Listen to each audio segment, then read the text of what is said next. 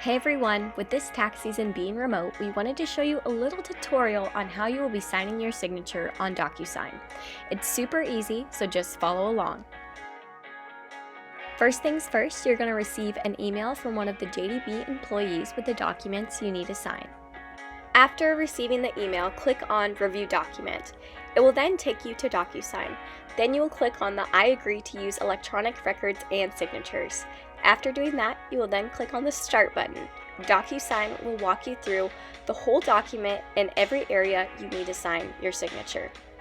DocuSign provides many options on how you want to adopt your signature.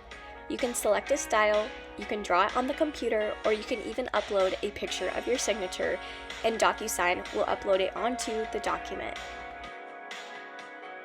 After adopting your signature by clicking Adopt and Sign, you can then just click Sign and it will upload your signature. After all the areas have been signed, go up to the top right-hand corner and click Finish. After finishing your document, it will then ask if you would like to save a copy of your document. You can either make an account or just refer back to your email that was previously set. And that's it. That's all you have to do for DocuSign. It's super easy, and we would love to help you if you have any questions or run into any troubles.